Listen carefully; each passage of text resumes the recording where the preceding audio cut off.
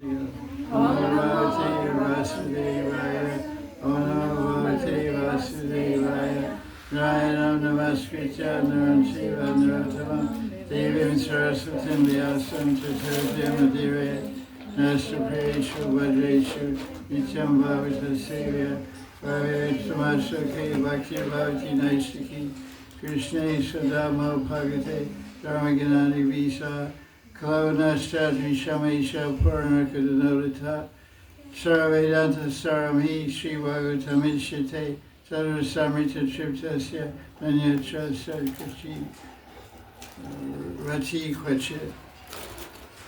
Krishna Tuya Bhagavata, Vibhu Sarvashrai, Prati Shoki Pratikshrai, Nanartikai.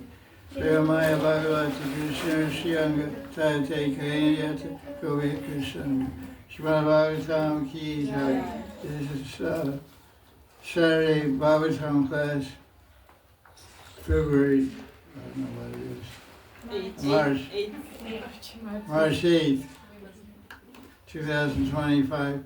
We're discussing 3rd Canto, chapters 13, 14, and 15, which we asked everyone to read. Let's see what. First chapter is chapter 13. It's about one of the 10 avatars of Krishna, Ra avatar. It's and so who's speaking to who here in this chapter? Maitreya Muni is enlightening Vidura, who's asking questions.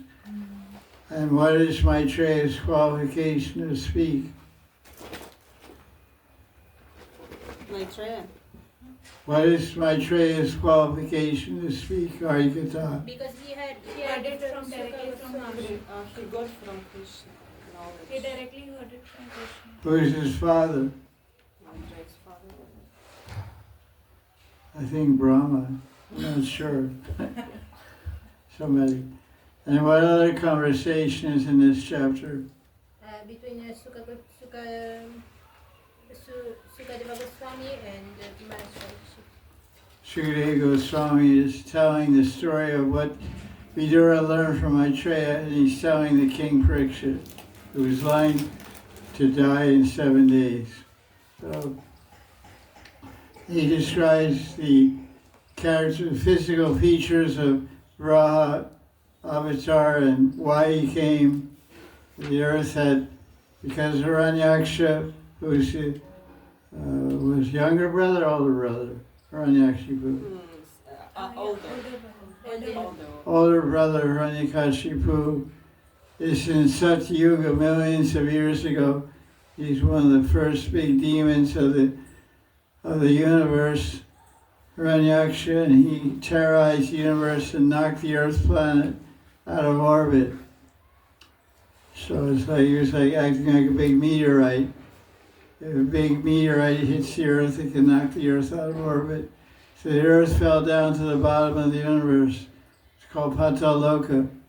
There's an ocean there called Patal Ganga or whatever, some kind of water on the bottom of the universe. The Earth was submerged there. And it's very much tamagun down there in the bottom of the universe. So tamagun means dirty, filthy. So Krishna took an appropriate avatar, became a boar. Boar means a pig, because pigs, they can stick their nose in dirty things, and they can lift up their nose and do what they do. So the Ra avatar, although he wasn't, usually we think a pig is dirty or ugly, except if it's a baby pig. People keep pigs as pets also, believe it or not. You see on the internet, people have pig pets, pet pigs or whatever. Kind of a funny thing, because they identify with the nature, I guess. So this chapter is about that avatar, but there's two Ra avatars. One appeared from the water, one appeared from the nose of Brahma, which is an interesting idea. He came out a little form from his nose and became expanded to bigger form. So in verse 16, Maitreya tells Vidura, Babaji saw the earth planet had submerged in the water at the bottom of the universe and was sunk. So that's not a good place to be underwater. So he says, well, Brahma was thinking what to do about this situation because Brahma's in charge of creating everything, secondary creator after Vishnu. So he thought how to rectify the situation, how to restore the Earth planet to its proper orbit, rescue the Earth. So he was thinking about what to do. And suddenly from his nose, it says in verse 18, a small pig appeared. The size of his thumb. So, a little unusual idea, but by the time you get to the third canto, you're ready for anything. The Bhagavatam is an amazing scripture, and it's way beyond our mentality and way beyond our, any Star Wars movies we saw, or any sci-fi movies we saw, or any dinosaur movies, or anything you ever saw. You can't compare, you can't equal the Bhagavatam. So it's we consider fantastic. The whole idea of Bhagavatam is to challenge your rationality and to challenge your logic. Jiva Goswami analyzes the transcendental teaching of Bhagavatam in Sandarbhas, Krishna Sandarbha, Tattva Sandarbha, Bhagavad Sandarbha. He explains that this energy, this power, this vibration that's created in the Bhagavatam is called Achintya Shakti. It's Achintya and Abhuta. Abhuta means amazing, and Achintya means you can't understand, you can't think about it. It's inconceivable. Inconceivable power, amazing events, amazing leelas. So the idea is that who can do this? Only very fantastic beings can do this. Very big, powerful entities. So just to get you warmed up for Vishnu manifesting with 8 arms and 10 arms and millions of arms, Viratarupa, all these kind of stories, they challenge our logic and our reason. They challenge our power of thinking, our power of imagination, our power of visualization. All these powers are within an intelligent being. Within an intelligent human being has the ability to think, to visualize, to rationalize, to use logic, use discrimination. These are all functions of buddhi and mind and intelligence. But Bhagavatam says, forget it, slaps you in the face. Boom. Forget this. Leave it aside. Hare Krishna. You have to be ready to accept the impossible. There's one verse in Paramava Sandarbha, verse number 93, something like that. It says,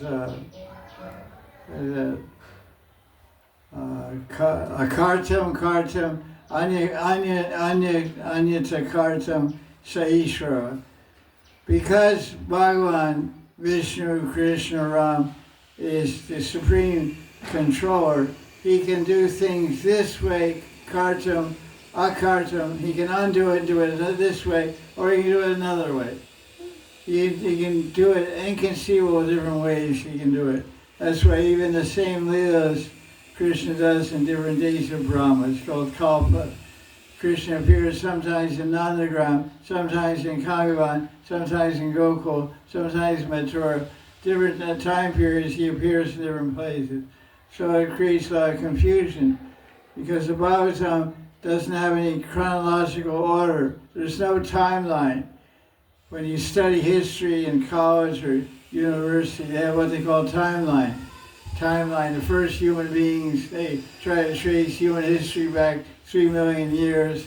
Archaeology and anthropology and all these different studies.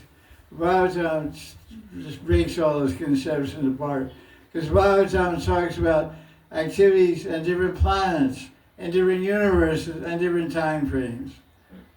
Sometimes 5,000 years ago, which is like yesterday, and sometimes 5 million years ago. Sometimes 10 million years ago. So how much time can we fit in our brain? Our brain is only accustomed to 60 seconds and 60 minutes and 24 hours and 7 days and 30 days and 365 days. Then you meet a guy like Brahma. You meet a human being. How old is he? He's 100 years old. Oh, this guy's from Russia. He lives in the Abkhazia and some mountains over. He lives to be 125. What he eats apricots and whiskey. That's his health diet. He eats apricots and whiskey. Well, apricot sounds good. Whiskey? Well, he lives to 135. And a few rabbits here and there, and a few birds.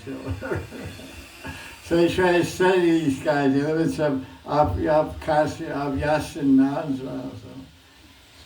the Huns or something, I don't know what it is. So people don't live, they live like 100 years, 125 years. You read the Bible says Methuselah, Moses was 900 years old. Okay, 1,000 years, okay. But Brahma, how old is he? 310 billion years old. Bhagavatam says he's 310 billion years. Wow, what's his secret? Ginseng or shilajit or moringa tea, green tea. Every 5 years there's a new fad. It's called fate, Vedanta. It's written in your hand, it's not written in your vitamins. Your lifespan's written in your hand, on your forehead, in your genes. So Bhagavatam is to break down all conceptions of reality. Because all our conceptions of reality are limited, confined, restricted, measurable. And the Bhagavatam is trying to take us beyond this whole physical reality to the transcendental realm of the spiritual world. So this is the situation here. It's one representative of Krishna speaking, Amudava speaking carrying a message from Mathura to the Brajagopis and Uddhav Kyari. I'm trying to preach the Jnana Yoga. All the gopis are looking at me and say, what is this? What are you talking about? We just love Krishna. We like the way he stands. We like his beautiful eyes and long hair. We like the way he plays the flute. What are you talking about, all this philosophy and creation? So I can understand how Uddhava felt in chapter 46 and 47 of the 10th Canto, when Uddhava, who's Krishna's cousin brother, his father, Uddhava is the brother of Krishna's father Vasudeva, when he came to outside Nandagram to Uddhav Kyari, and he spoke to all the Sakhis. There's one gopa here also, but these two gopas are busy playing. Govinda Gopa and Advaita Gopa. Well, we're reenacting, Brahma Gita here.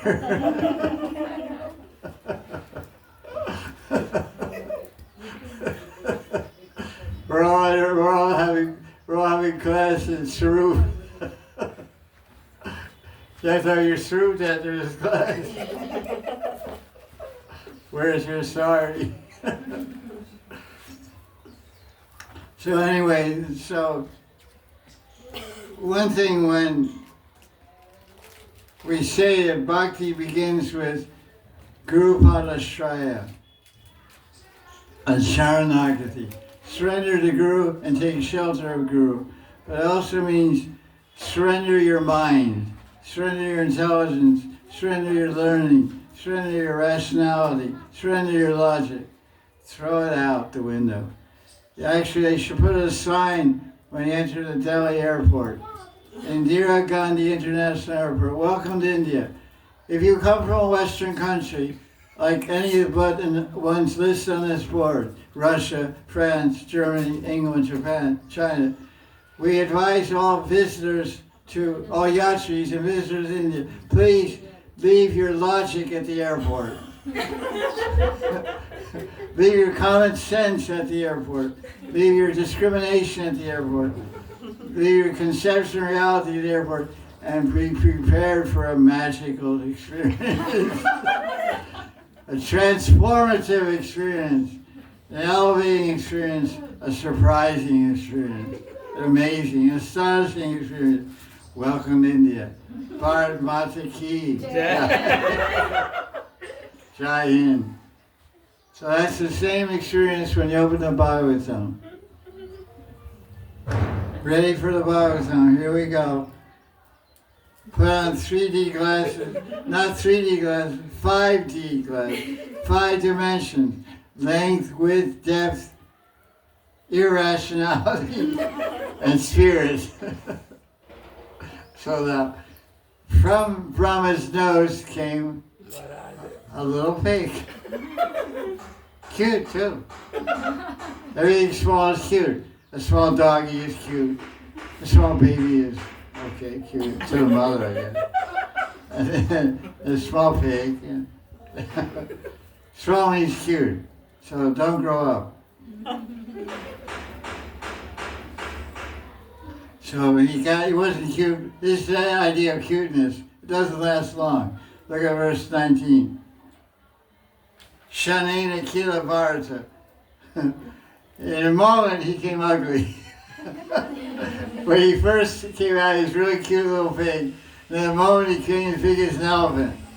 If you see a pig as big as an elephant walking down Lord Bazaar, you better start running. You're going to be in trouble. Pick up. Most astonishing. Having a shanena means a moment. So Brahma was a little confused. He thought perhaps this is Bhagavan. Must be Yagya Avatar, because another name for Vara is Yagya. He's called it Yagya Avatar. So then, because Vara spoke a Purana called Adi Varaha Purana and Adi Varaha Purana. There's 2 Puranas spoken by Lord Varaha. They have a lot of details about Yogi and Puja. They're part of the Puranic literature called Adi Varaha Purana. It also describes Vrindavan Mahatmya, Mathura Mahatmya. The glories of different holy places in Vrindavan are described by Varaha in Adi Varaha Purana. So all of the stories we find about Vrindavan Leela of different pastime places come from Adi Varaha Purana and Varaha Purana, translated into English or whatever. So now we see verse 26. It says, Te Shamsatam Vedavitana Mortir Brahmavadaryatma Gunanavadam Vinadya Bhuya Vibudayaya Gajendra Lila Jalam Avishesha.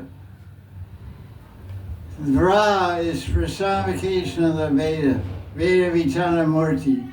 He's Veda Murti.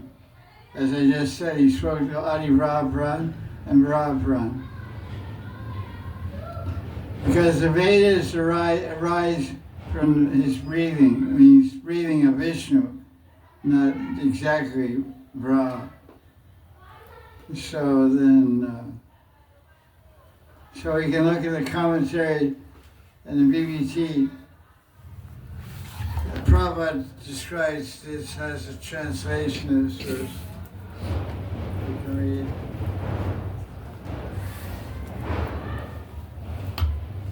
It's good to read these together. Bana's giving a commentary of Vishwanath Chakravarti Thakur, but the translation and commentary of Prabhupada in his books is also very helpful and very useful. This is verse 36. 26.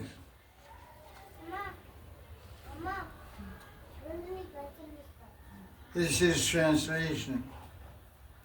Playing like an elephant, Vra entered the water after roaring in reply to the Vedic prayers by great devotees. They're quite a different translation. Huh? You see a translation in the book, verse 26. Listen to what I'm saying. This is Prabhupada's translation. We just heard that the word in this verse is Gajendra Leela.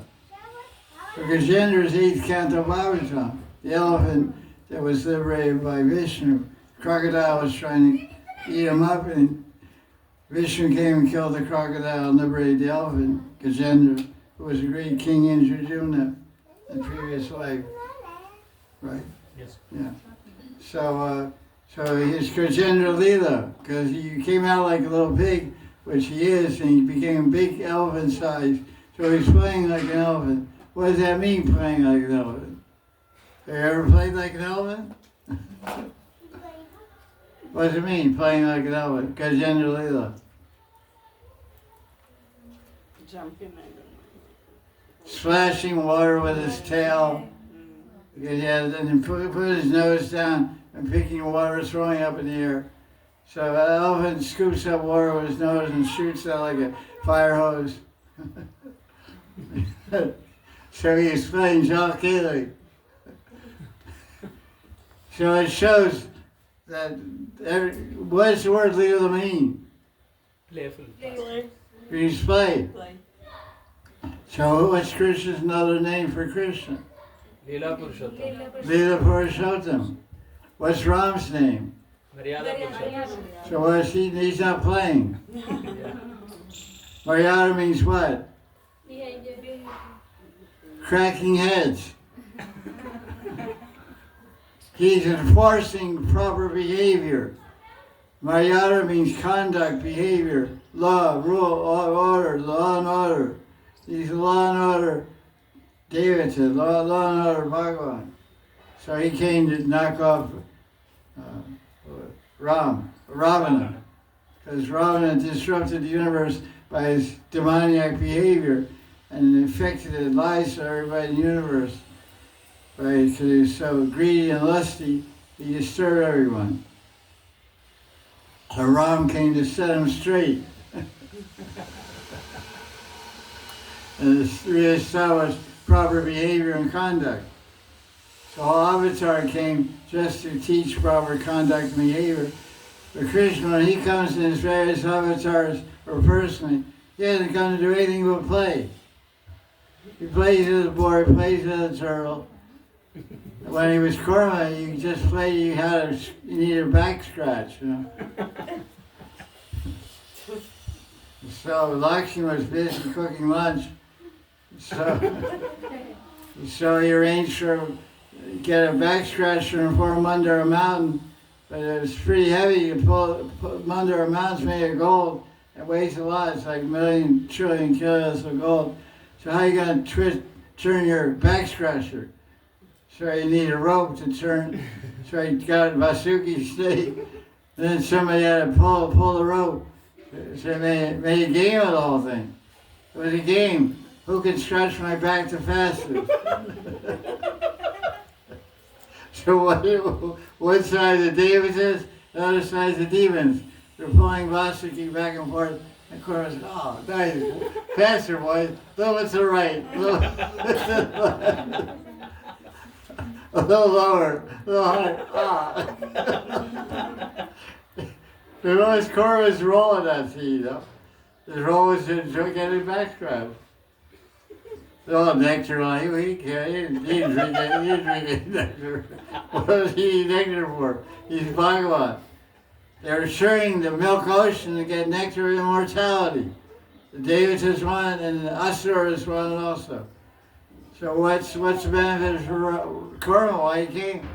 Yeah, there's a purpose. It's Leela means to enjoy. Have fun. So I got a nice, he's always swimming in water, that's not a big thing, you know. But the big thing, good job, boys. He was very happy. Krishna. Govinda. Balo. Okay, Someone come listen to your lecture now, then thank you. your health is good. Okay, thank you for your great. बढ़िया बालो करे भोजन करो शांति करे भोजन करो Radisham. Right. Sit down. Сынки, Hello. Леночка, оптимистя.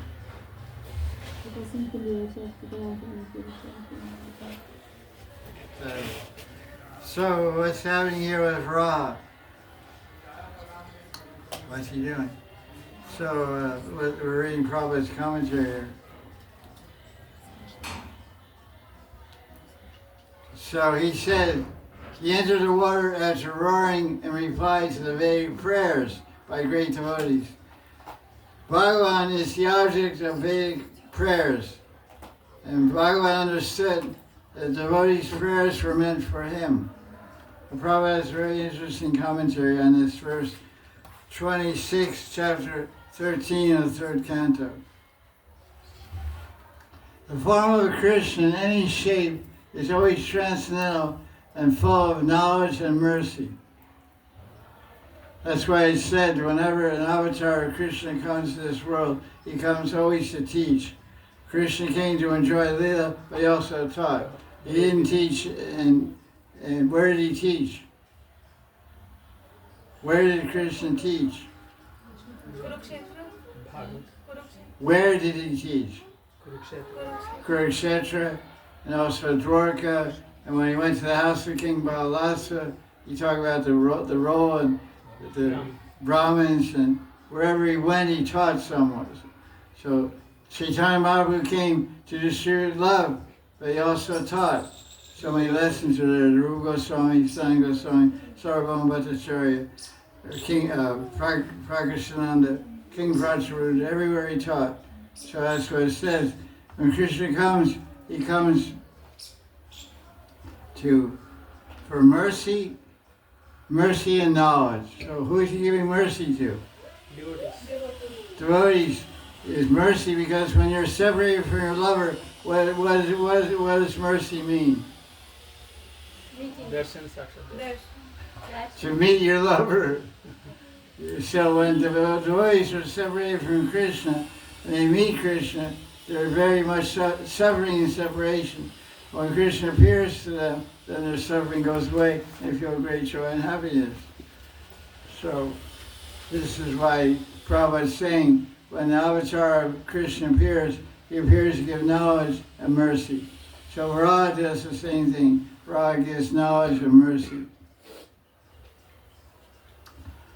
So here he says that the Vedas are the breathing of the Lord, and that breath was inhaled by Brahma, the original student of the Vedas. Oh, that's interesting. He's saying that, probably a very interesting commentary. I don't know if it's based on Sridhar Maharaj's commentary, Jiva is not told. But Prabhupada often took shelter of Jiva Goswami's commentaries on Bhagavatam and Sridhar Swami and Vishnu specifically. So he's saying that Vishnu spoke the knowledge just by breathing. So so he's saying, a very interesting idea here. When Brahma is breathing through the nose, inhalation, exhale, when he exhaled, his breath came out, personified Vedas. And the Vedas personified came out in the form of who? Ra. Pay attention. Same question following the story. So he went Ra, because Ra is personification of the Vedas. So Prabhupada was saying that. So Vedas breath means pran. It's interesting how, because it's actually concepts of philosophy and taiva, but it's all put in allegorical terms, in physical, personal terms. Because pran is not a person, but the breathing of Vishnu is pran. There's ingoing breath, outgoing breath, downward prawn, and all different 5 different types of prawn, pancha prawn. So prawn becomes Veda is translated as knowledge, and knowledge takes a form. Brahma is the embodiment of prawn, and he has to give a lot of knowledge out to his 4 heads to manage this universe. And bigger universe, he has 8 heads, so more prawn, more knowledge. It's very interesting. You try to take a thread and tie everything together. Prawn and vidya and persons and Isha and will. It's really interesting idea here. So let's go on, see what else we have here.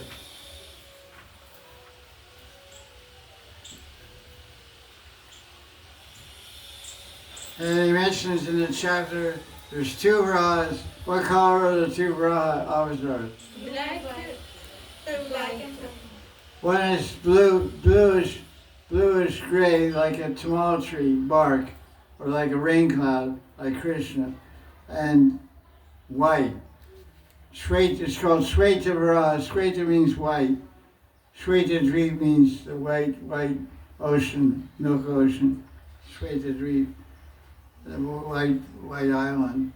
So 2, although in the Bhagavatam, original Bhagavatam, I had a picture of Varaha, it was red colored. It's actually blue or white.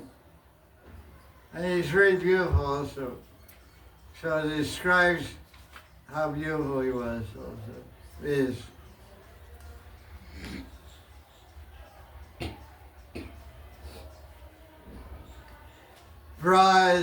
Brahma and other sages, when Brahma appeared, they start offering prayers. So these prayers are described in the 13th chapter, glorifying the avatar, Brahma and other sages. It's just saying rishis, we don't know, but Brahma is one of them. So he says that the body of Varaha is made of the 3 Vedas. Then he says, verse 35, it says,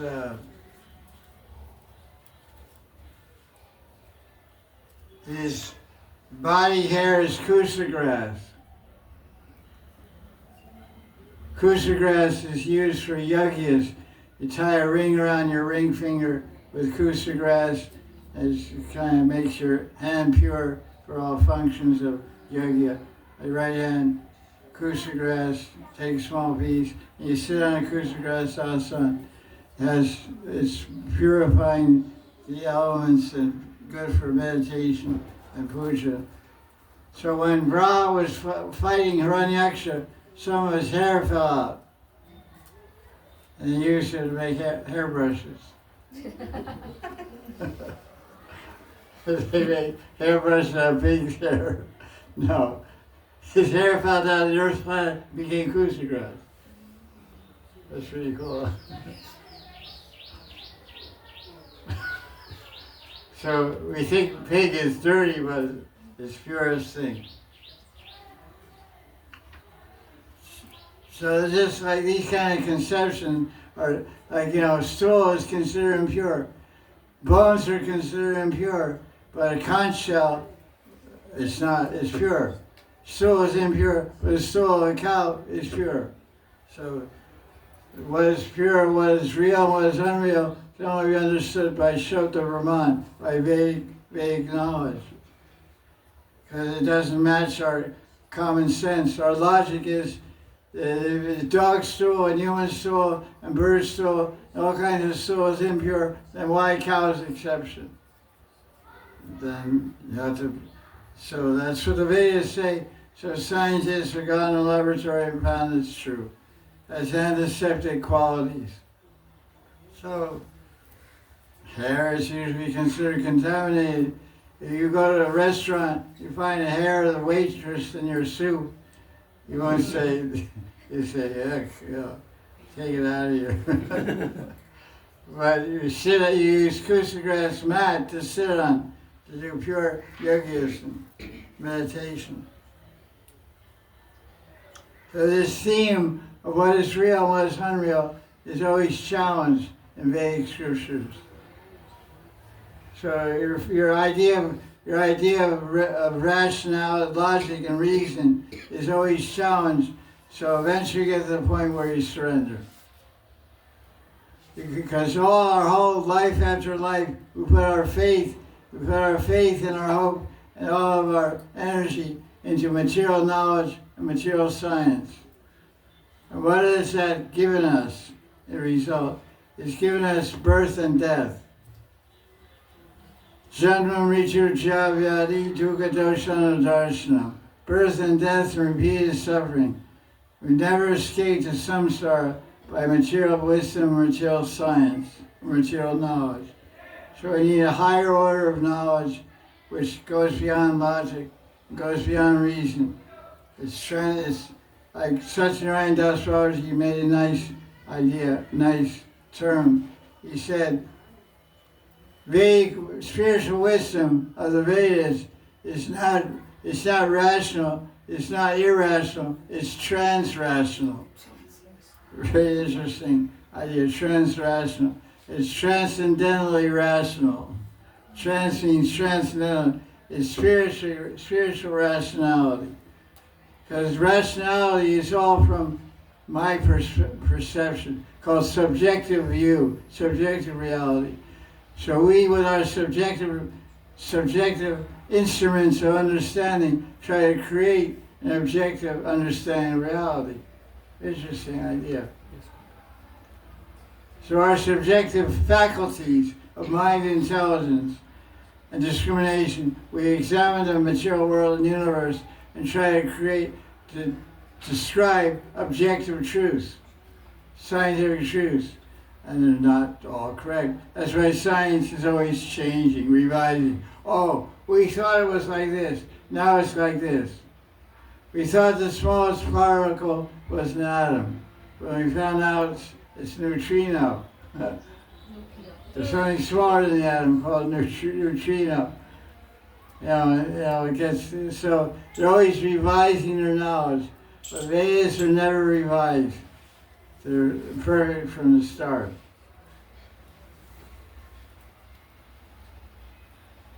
So, the earth is masculine or feminine? Feminine. What is the earth's name? Bhudevi. Dharani, Bhudevi. Dharani, Bhumi. What else? What? Excuse me. What did you say? Mother Earth. Bhuma. Mother Earth. I agree with that. Bhumi Mata.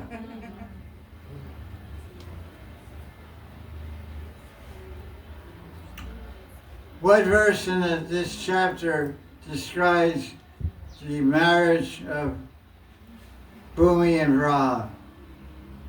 Chapter 13.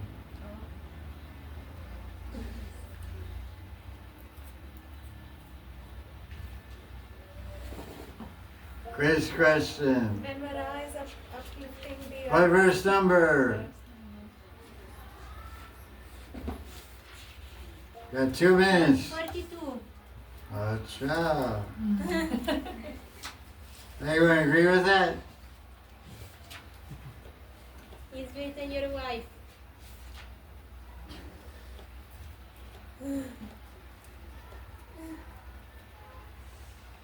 Establish that your wife and mother of the universe. The question is asked, what verse in Srimad Bhagavatam, 3rd Canto, chapter 13, proves that Ra married Bhumi? So I say it comes from Leela.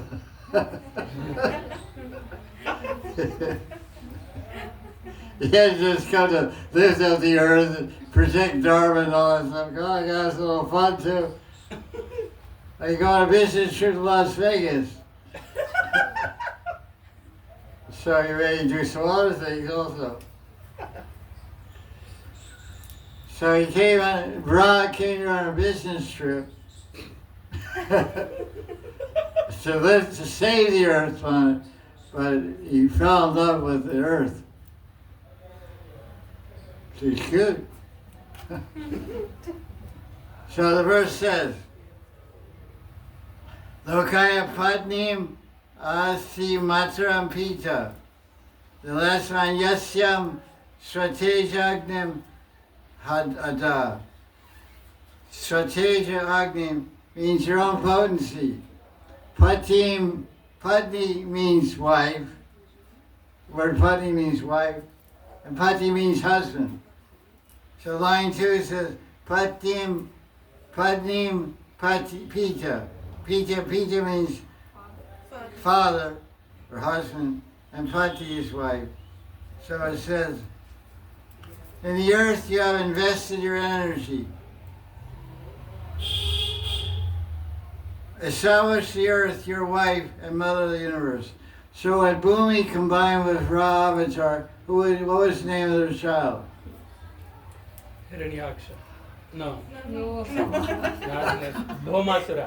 Bhomasura. Yeah, forgot. Bhomasura. Bhomasura. Why is he called Bhomasura? Because he came from Mother Bhumi. His mother's name is Bhumi, and was he always an Asura? Demon? But I'm asking, was Bhomasura always an Asura? No, he was good, but later on His father's God, and his mother's the devotee of God. So the son is what's the son going to be? he devotee. Devotee. AK. He's not Bhomasura. I don't know. His mother may think so. Well, he rips out the living room. Throws his toys all over the place.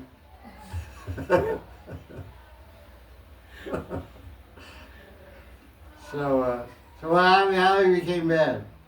He was a good kid when he was born. He went to Gurukul and he was a good guy, you know.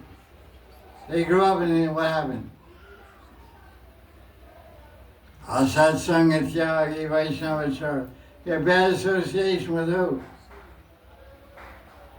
Actually, he was worshipping Kamakhya Devi, and then later on he became. That's what I read Gurudeva. The Kamakya, there's nothing wrong with that. There only he got bad association, so he started worshipping her in all the Pancha Makara sadhana he did, and then he became. Because someone told him that by doing the proper way, you will not get the blessing. So you should do the tantric way, Panchamakara sadhana. So in that way he did it, and he became addicted to all. I didn't know That's how that it is. story. I read somewhere associated with Banasura. I don't know. I remember. Anyway, the point is that Bhumi and Ra produced a child, and his name was called Bhomasura. But in the beginning, he was a good guy. His father is God, Bhagavan. His mother is a devotee, Vishnu Bhakta, Mother Bhumi. But when he grew up, he had bad association, so he had bad ideas about being a big controller, a big, boss of the universe. So he started doing some tantric puja to get his selfish desires fulfilled. And then he had association, I think so, with bad people like Banasura, who was a demoniac person, against Vishnu. And then he ended up fighting Vishnu. What's another name for Banasura? Narakasura. Narakasura. So when you read the 10th Canto of Bhagavatam, you read about Satyabhama. Who is Satyabhama? Second wife. The second wife of Dwarkadhi Sri Krishna. So once this Bhomasura was, another name he had was Narakasura. Narak means hell. Narakasura means hell. Narak means hell. Naraka. So he was creating a hellish situation for all the devatas in the universe. So Mother Bhumi is an expansion of Satyabhama. This is described in Vishwanath Chakravarti's commentary on 10th Canto's story of the killing of Narakasura. So when Krishna went to fight Narakasura, he took Satyabhama along with him. He took his wife because Narakasura was the son of Bhumi, of Satyabhama in the form of Bhumi, or expansion. So Draupadi Shri Krishna didn't want to kill Narakasura without the permission of his mother in the form of Satyabhama. This is Sri Vishnu's commentary. So when he was fighting with Narakasura, he was a very powerful demon, and Krishna was having a hard time killing him. And it looked like even Krishna might get killed by Narakasura. So Krishna looked at Satyabhama, so Satyabhama said, okay, now finish him off. So Satyabhama gave permission to Krishna to kill Narakasura.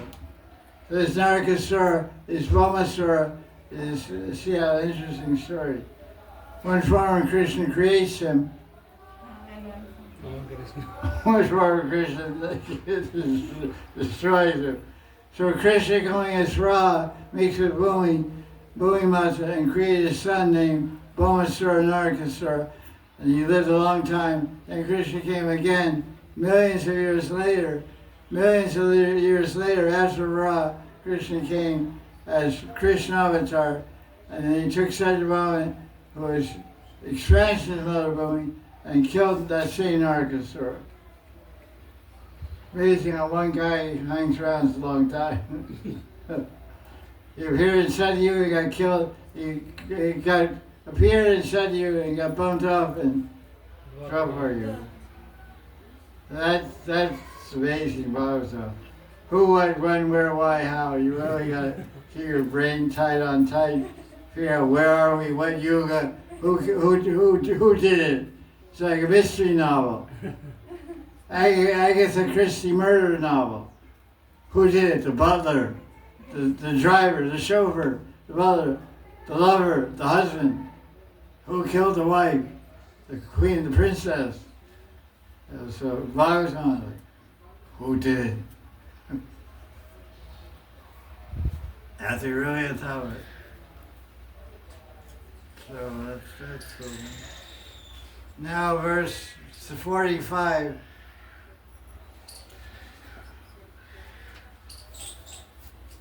So this is the Rishis glorifying Ra.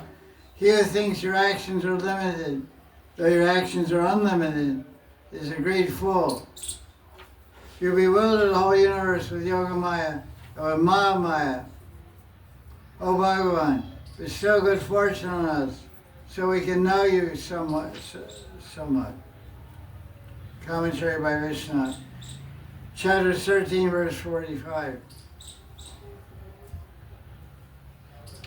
So he's talking about the role and activities of Yogamaya and Mahamaya.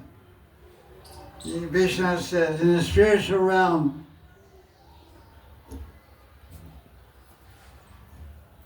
Yogamaya bewilders everyone. In the material world, Mahamaya bewilders everyone with ignorance, made of the three gunas.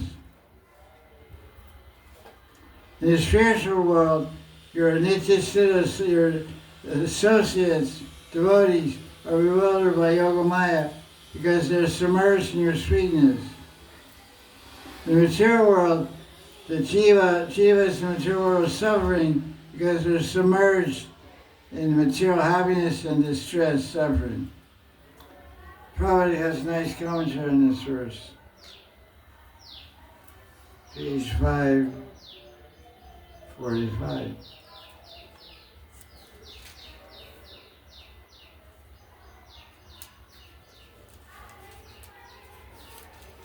There you go in there. Srila Prabhupada said, this prayer was offered by the inhabitants of higher planets like Janaloka, Tapaloka, Satyaloka. They're far more intelligent and powerful than human beings.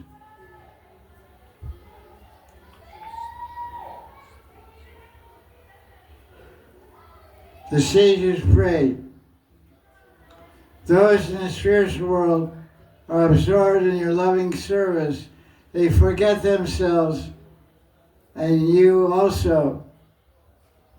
And those in the mature world absorb the material sense gratification.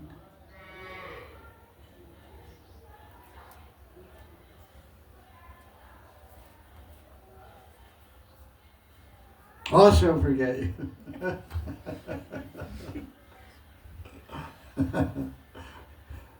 Forget the spiritual forgetfulness and material forgetfulness. What are the devices in the spiritual world forgetting? Maya. What? They forget Maya in the What spirit. is that? They forget Maya. No, wrong. They forget themselves. Wrong. Yeah, but that's some, not all. Only gopis forget themselves, their self. But all my contas, all Vrindavan, Golok Vrindavan, all the devotees, and Dasarati, Sakarati, Vatsarati, they forget something. What do they forget? That Krishna is Bhagavan. They're very smart answer. The main thing they forget, the Big Daddy is God. That Krishna is God. He's my friend. He's my son. Even in the commentary it says that Krishna won't go to sleep unless he can get the bail nuts that Maharaj chewed. He starts crying, throwing a temper tantrum. Wait. Go to sleep, Gopal. No, I want something. What do you want? I want Daddy's chewed betel nut, chewed tumble. Okay. Oh, good, nice. So Maharaj can't think he's God. I can't give my uchista to God, my leftover stuff, my uchista, my remnants. So I forget. Hey Krishna, I beat you up, now carry me on your shoulders. There's no question of Ramchandra carrying Hanuman on his shoulders. If Ramchandra has to fight with Hanuman will beat him. So then Rama had to carry Hanuman on his shoulders. But only that happens to Krishna. Subal beats up Krishna, and Krishna has to carry Subal on his shoulders. Okay, Subal. Okay, Subal, go there, go to the apple tree. And I'll always say, I'm standing on your shoulders and pick some apples. What about me? No, I'm not giving it. Okay, have an apple. Okay, you take me to a mango tree. Stand higher. Oh, okay. So they forget Krishna is God. That's the main thing.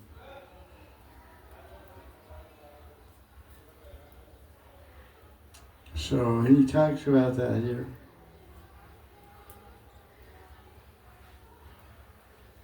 They forget themselves and you. Well, that's a regret. And those in the world they forget God also. We don't need you, we're busy, man. No one can know you, therefore, because you are unlimited. It is best to try to know you, not to try to know you with mental speculation. Just worship with bhakti.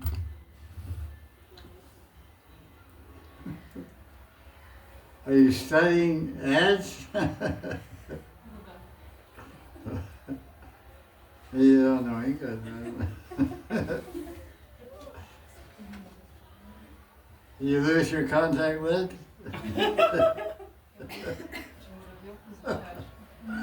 This is really entertaining.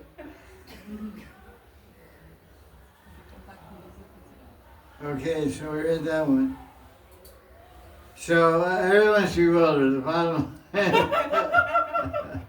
We're bewildered. We're at Brahm. It's called Brahm. Brahm means bewilderment. And sure everyone's Brahm. Brahm means bewilderment. And spiritual everyone's Brahm, but praying Brahm. They're bewildered by love. So that's better. And then material we say, love is Blind. blind. Blind means bewilderment. Look at verse 49.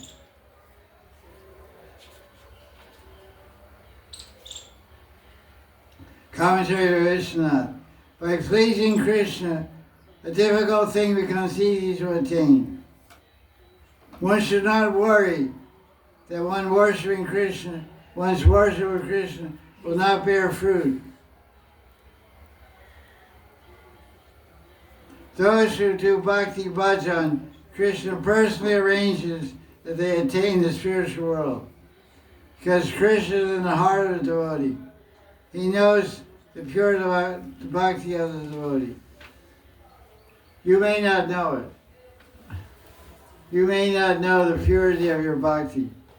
Because any genuine devotee always questions himself. I have no devotion.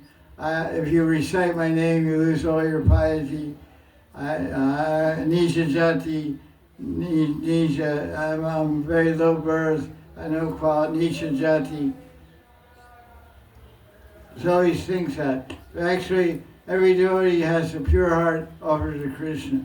So Krishna's taking that pure heart and bringing that devotee to the spiritual world. That's what Prabhupada is saying. Vishnu is saying. Let's look at Prabhupada's commentary on this verse 546. Hey, Govinda.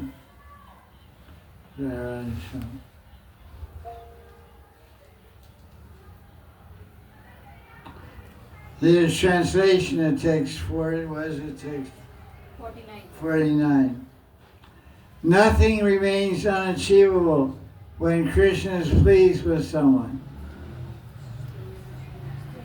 When one achieves transcendental achievement, one understands everything else is insignificant. One who does bhakti attains perfection by the mercy of Krishna himself, who is situated in his heart. What's the verse from Bhagavad Gita that explains how the devotee gets perfection? Tesham satatiptanam bhajatam pritipurvakam dadami buddhiyogam tam yenam. You know that verse? Huh? Little bit. Little bit. 4 nutshell verses of the Gita. Chapter 10, verse 9, 10, 11, and 12.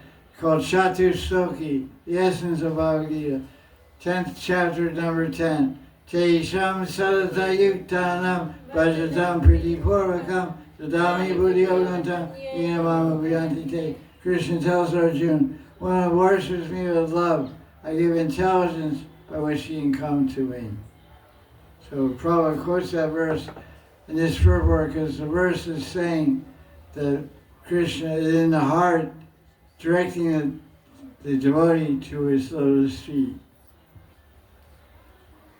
Krishna gives intelligence to a devotee to elevate them to perfection. One who is always serving Krishna is given all the knowledge needed to reach Krishna. For such a devotee, there's nothing more valuable to achieve than a nitya seva of Krishna. If one serves faithfully, there's no possibility of frustration because Krishna himself takes charge of the devotee's advancement. That's really encouraging and positive purport. Prabhupada was a king of encouragement, the emperor of positive thinking and speaking. His commentaries on Bhagavatam and Gita, all his books are so full of devotional encouragement and enthusiasm. He always thinks, success is possible, keep going, have hope, don't give up hope. Krishna's in your heart, he'll adjust everything, he'll arrange everything, he'll give you everything you need, just keep going. He's a great, great preacher of pure bhakti.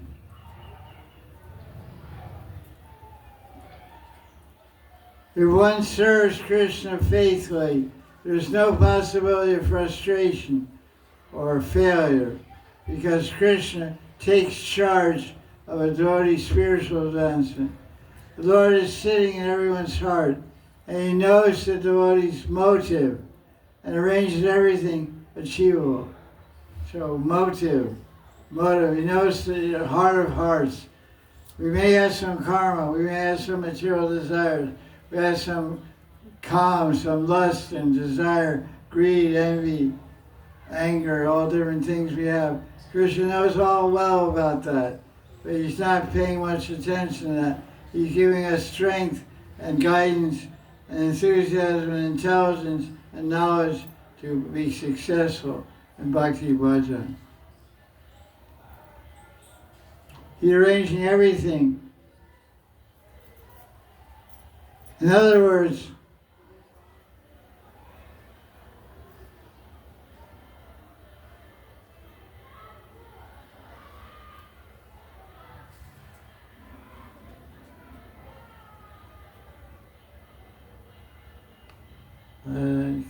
the hard to see. In other words,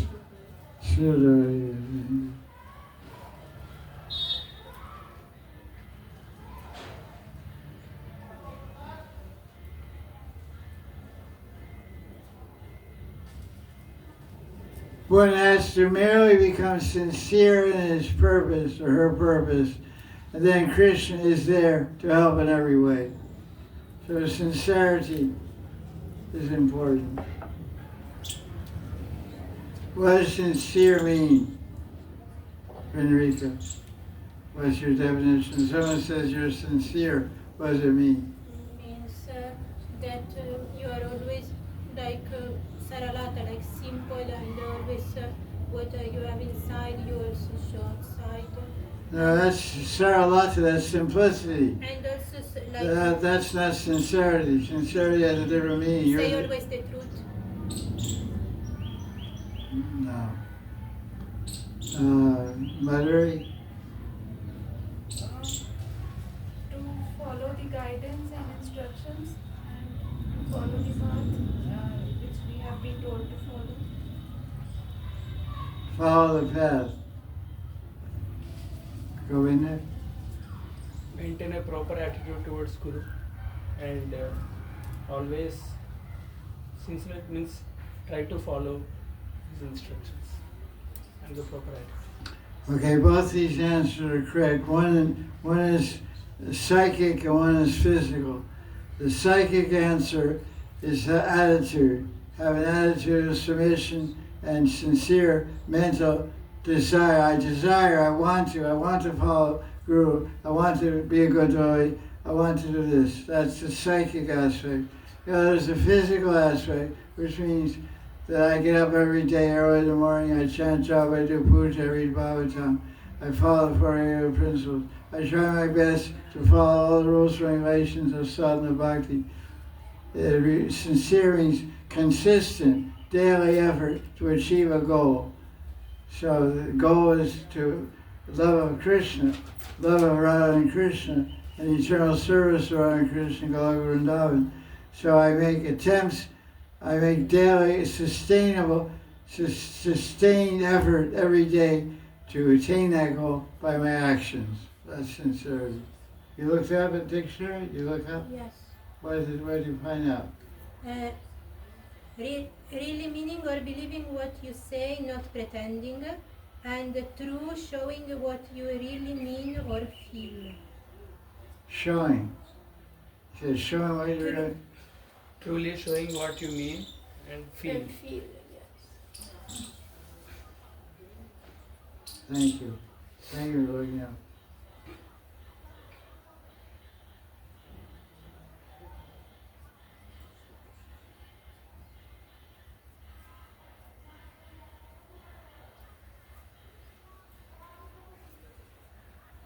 It's not a very clear definition, but I think what we discussed is more clear.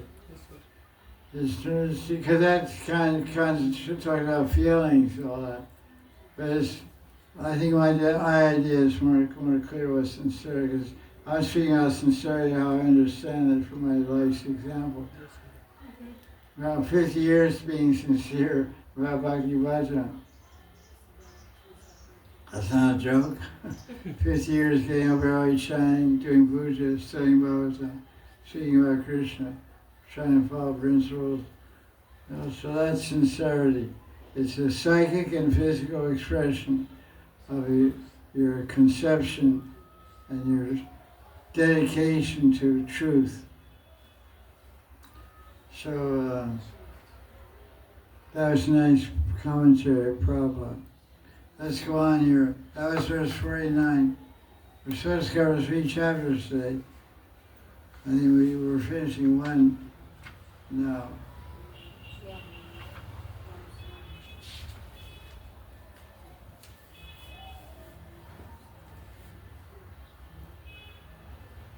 Text 49 is the last chapter, last verse, except verse 50 is the last verse of chapter 13.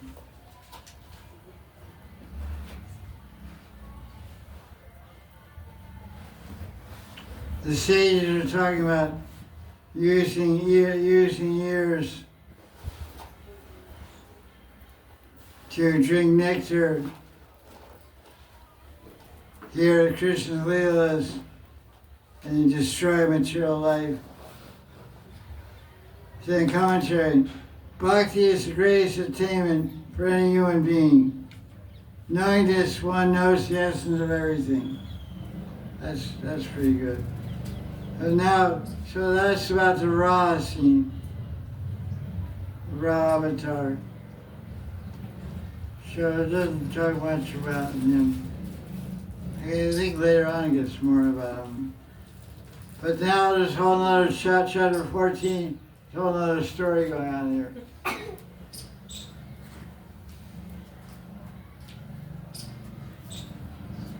So what's the story of chapter 14?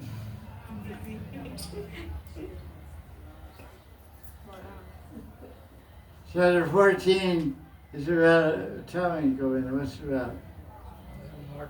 It's about the Diti, and she was lustful, and the birth of Hiranya. Well, first of all, let's understand. There's personalities called Prajapatis. Who are Prajapatis? They are the ones who actually progenitors. They are the ones actually who Best human beings. Prajapatis are expansions of Brahma, because Brahma has to populate the universe with different kinds of living entities. So Prajapatis have human form. It's a man and a woman. They're called Prajapatis. They're producers. They're cloners, or whatever. They're manufacturers. They're manufacturing robots. You know, Elon Musk, robot manufacturer. So it's Brahma's robot factory. They're called Prajapatis. So they have different names. So one Prajapati is called Daksha. Another Prajapati is called Kashyap. Kashyap. All these different Gochas are Prajapatis. Yes, Bhardwaj, all these different guys are Prajapatis. So they have a wife, many wives, and what they do, they get together and make kids. So one Prajapati named Kashyap in the 3rd canto, chapter 14, and his wife wanted a kid. What time she wanted? Twilight. At dusk. And dusk is not a time for that activity. Midnight is okay, or 1 o'clock, but not at dusk. Why at dusk? Because Shiva is wondering about with all these. Dusk is a juncture, it's called Sandhya.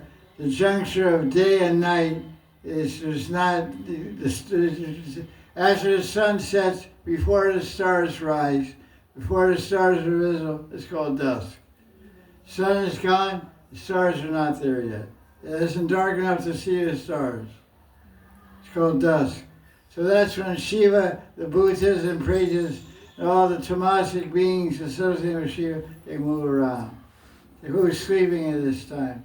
And they enter into the body of that person. That's why all shastras on yoga and bhakti say never sleep at sunset. Never sleep at sunset or have union, man woman union at sunset.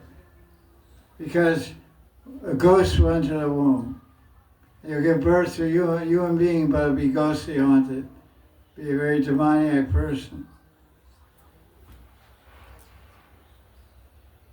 So that's the sunset. Now there's something that's called the sunset. There's a muhurta called Rakshasa muhurta.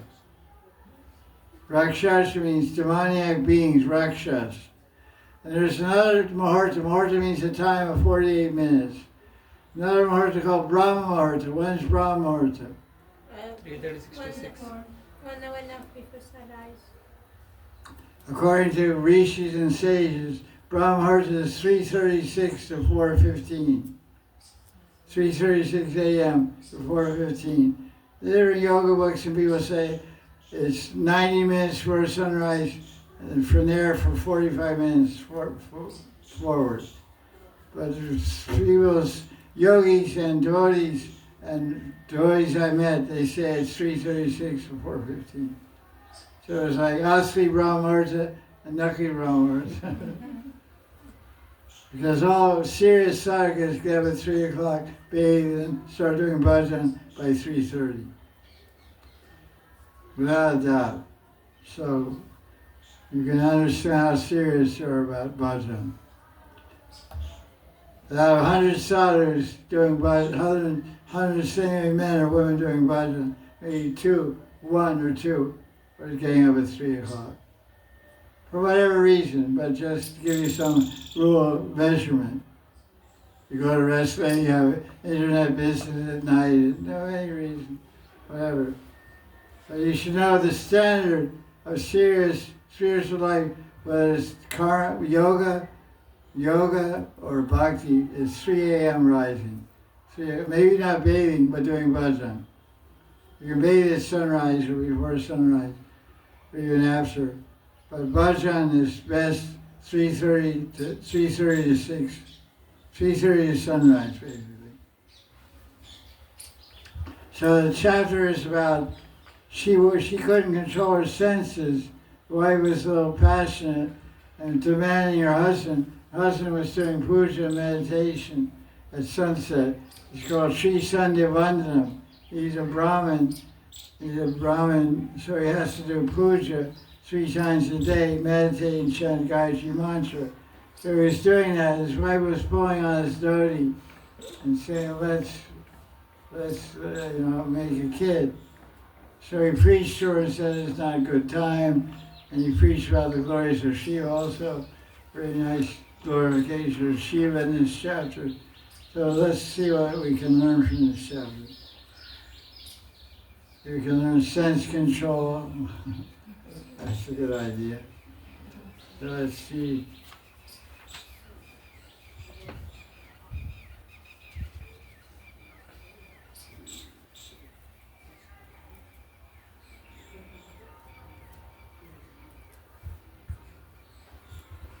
So we notice that the thread continues.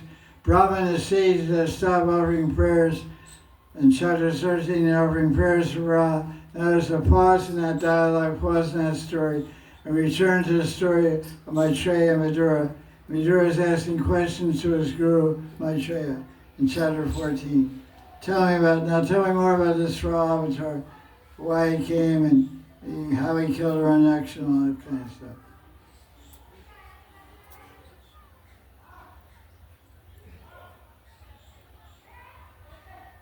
So Maitreya started speaking, and somehow he talked about Dhruva.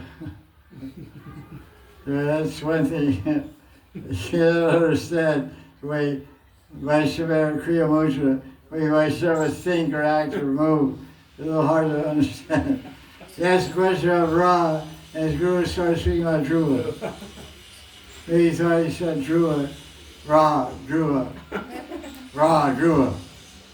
Ra, Dhruva. Oh, you said Dhruva? No, I said Ra. Oh, nice to talk about Dhruva. So he said, The translation, what does it say? Mother, what's the translation? What did Dhruva do? How do you get on the flower airplane? What does the verse say? I'm asking a question to Madhuri. What's Madhuri saying? I don't know which verse, Gurudev. Verse 6. Chapter 14. What did he do? He put the hair. What did Dhruva do to get on the flower airplane? He put the He used the head of Yamaraj for a step. Yes. He says, Lord of Death. Who's Lord of Death? Maharaj.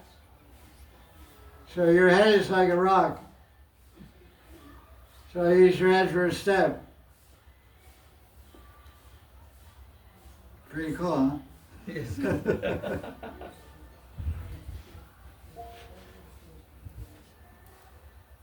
He put his head on Death's head.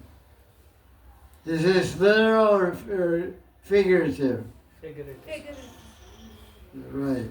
It's not. So that means the Vedic scriptures are not always factual. They're just giving it's because it's called Kavya Shastra. Kavya Shastra means it's poetry. Kavya means poetry. So it's poetic license. It's a way of speaking. No, it's a way of saying he crossed over death. Because he didn't die. Everybody died. He had a body. He took birth from a mother. He had a body, but his body became totally spiritual. Dhruva went, he was the body he had as a child, he went to the spiritual world in the same body. That's a unique exception. Shows the power of bhakti. Your bhakti can make your body spiritual. He's the exception. Okay, let's see. So the question was Diti lusty? Yes.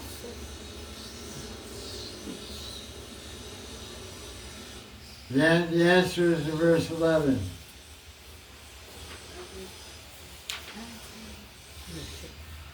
As many of you are thinking Diti was lusty.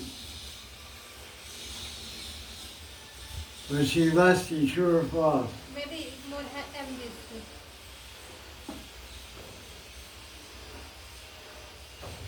Because she's turning because of the prosperity of her co-wives, 12 children. So maybe envious, but I'm not sure. Anyone else for us anything?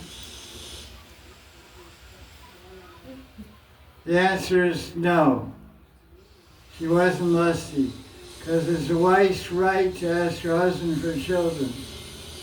And Kashyap had other wives, and other wives had children, and Diti didn't have any children. She was the odd one out. So of course she was envious and all that. Everybody else had a kid, I don't have one. So she asked her husband. So the answer was she was lusty. No, she wasn't lusty. She was over anxious to have a child. Lust is just desire. It's not fun having a child. Having a child is hard work. It's very painful, physically and mentally. And a wife loses a lot of energy and loses her youth. A woman sacrifices her youth and lifespan to have a child. So it's not just having fun. It's 5 minutes fun and 50 years of losing your life. So it's wrong to say that she was lusty woman. She was a Vedic proper wife, Diti, and she wanted a child because that's the right of a woman. And the Adhikar woman to bear a child has that capacity and power. So she asked someone for a child, but at the wrong time. There's 3 factors in every action has to be decided, has to be correctly adjusted. What are they? And time, circumstance, and proper Time, circumstance, and proper person. recipe. What's the Sanskrit for that? Kala Desha Patra. Kala Desha Patra.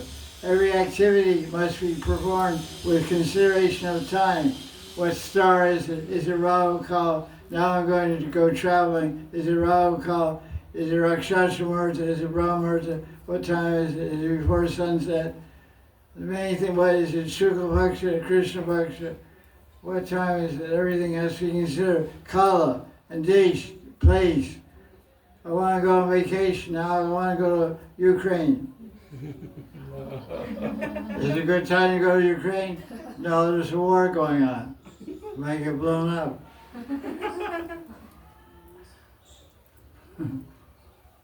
I want to go somewhere swimming. I want to go to Australia. 3 people got eaten by sharks yesterday in Australia. We will go to Australia. We'll go to Bali. What's the shark report from Bali? No sharks in 2 years. Okay, I'll go to Bali. I'll go to Greece and go swimming. So like Kala, Desha, and Patra, Patra means person. So you go, you get on a plane, and you ask, who's on this plane? Oh, there's 3 terrorists on this plane. You say, okay, I think I'll cancel my reservation. Go another flight. So, Kala, Desha, and Patra. People, who's the person, what's the place, what time is it? So the people, the husband and wife, the people's okay.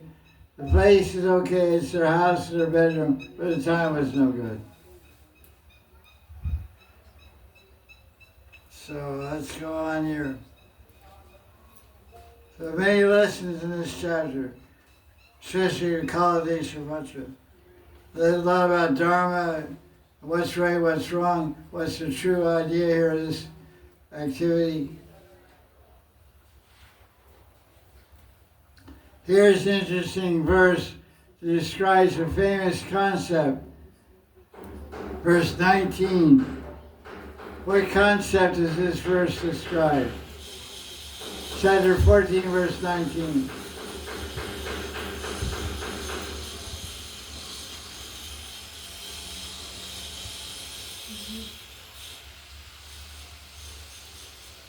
That wife is also husband. What's the popular concept? How do they describe it? Marriage. You wouldn't probably know. We say, my wife is my better half.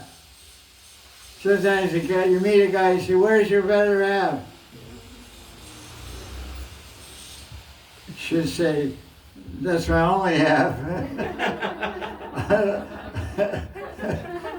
My only, I know I can count 50% of my wife. I can count on that. The other 50%, I can't count on.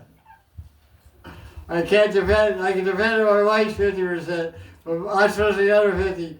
I'm not very reliable. I'm not very dependable. I'm not very trustworthy. I'm not very loyal. I'm not very chaste. So that's why I say wife is the better half. The dependable half, the accountable half. The good half. The good half. Wife is, where's your better half? She's not my better half, she's my good half. Because of that good half, I'm alive. If I was only by myself, I'd be gone. I'd be finished. I'd be destroyed, self-destruct mode. This is the truth, especially now. Yamahor Atmano Yardam. Atmana Yardam. What does the word Atma mean? Sorry. Self. What else? More than that. Mind, body, and Mind, the whole package, whole 9 yards. yes, good. Whole 9 yards is in that one word. Atma. Atma means body. Atma means mind. Atma means soul. But what it means depends on the context of the sloka. Sometimes Atma means body. In this verse of Bhagavatam, it doesn't mean soul. It means body. Body. Arda Chandra means what? Heart moon. Arda means what? Heart body. Half body? You ran into Parasuram or what?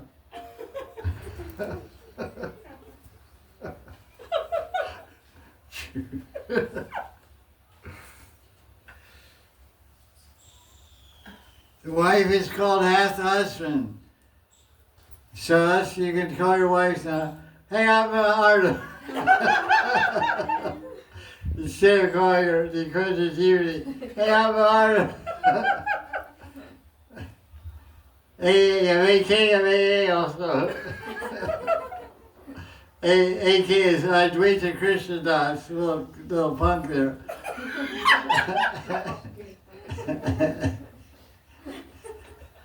That's American slang for kid. Little punk. B-O-N-K. Punk. Kid, child, bunch of troublemakers. You have your own names for them.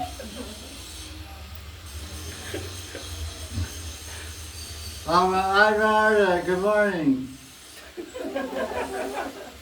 Good morning, Arda. And then what's the wife say?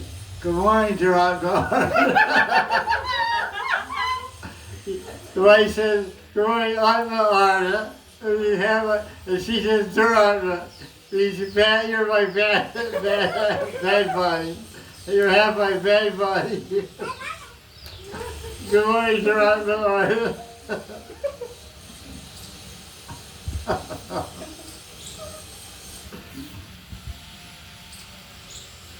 Okay. Dear wife, the wife is called half the husband who desires auspiciousness. Shreyas, Kama, Shreyas Kam, Mahanidhi. That's pretty proud, that's nice phrase. Mahanidhi means has the ego. Has a sense of desire good for the husband. To her husband imparts all his present and future karmas. And that's moves about without worry.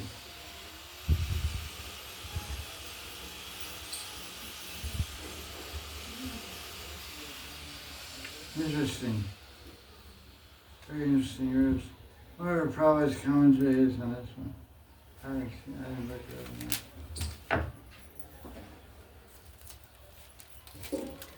He was married. He had 5 children. The Reader says 4, but he had 5.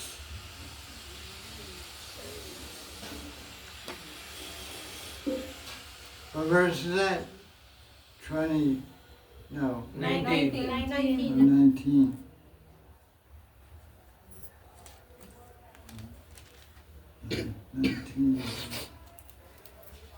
It's 18 hours. 8 or 16. Okay. 19.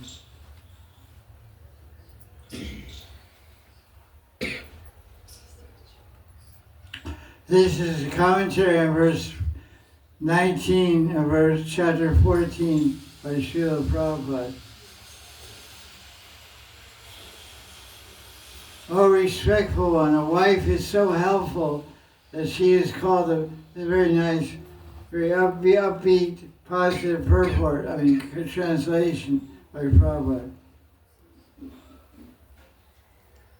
The wife is so helpful that she is called the better half of man's body because she shares her auspicious activities.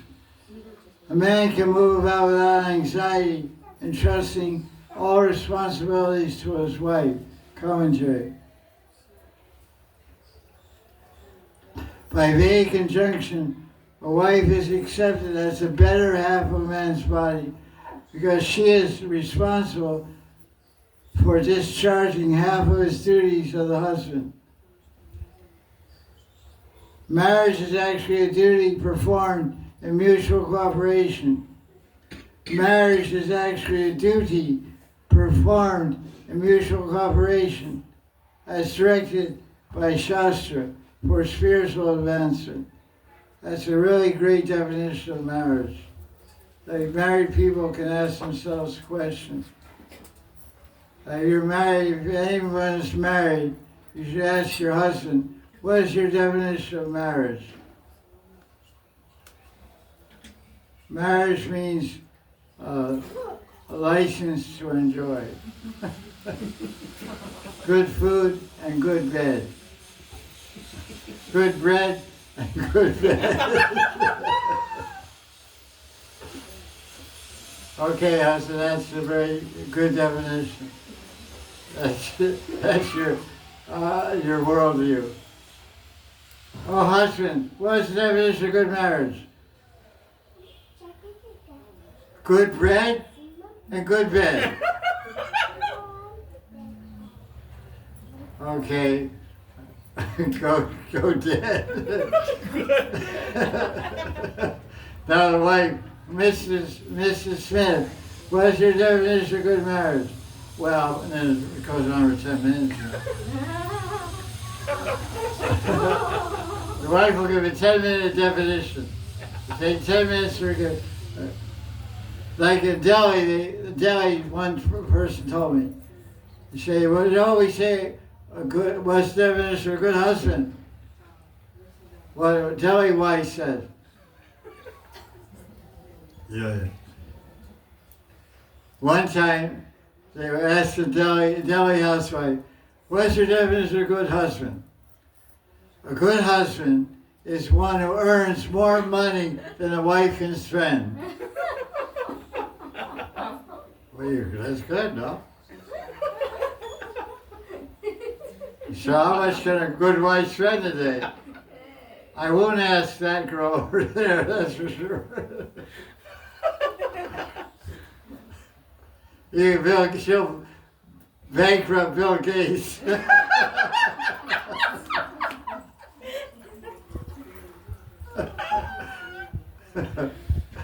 Okay, so let's read Prabhupada's definition.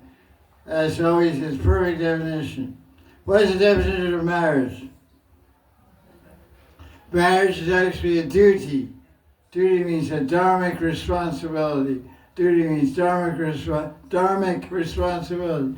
A duty performed in mutual cooperation. Cooperation. So there's one kind of husband says this. A wife asks husband, what's your idea of cooperation? Dear husband. Husband says, it's like this. My way? My way or the highway? You follow my way, or you go out to that highway over and start hitchhiking home to your mother's house. Grab the highway, put your thumb out like this. Hey, hold a sign at Moscow. You're in St. Petersburg, and hold a sign, Moscow. My way out, that's not cooperation. Cooperation means you operate according to me. So he said, it's a duty performed in mutual cooperation. What do you want to need? What do I want to need? And try to make a successful combination of cooperation. Directed by the Shastra for spiritual advancement. That's the purpose of man, the definition of man. Very good definition.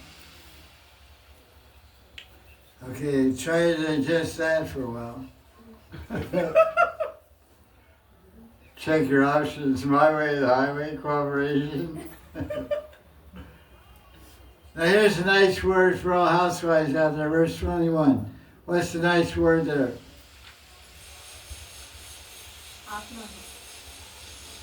Verse 21. Open up the house. That's right.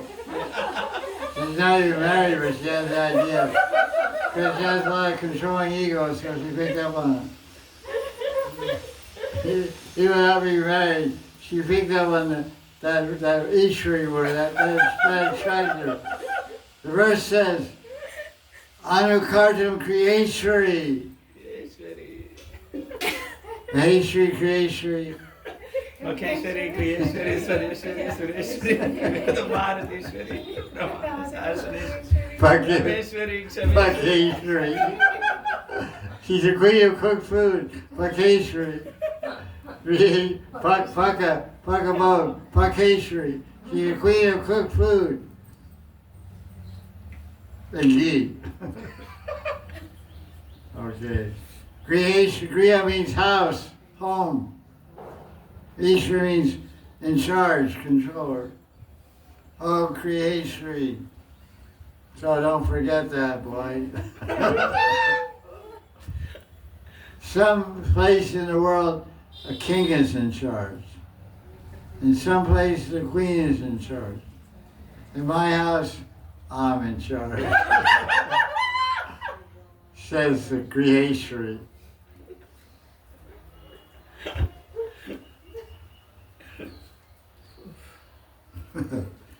This is a good chapter.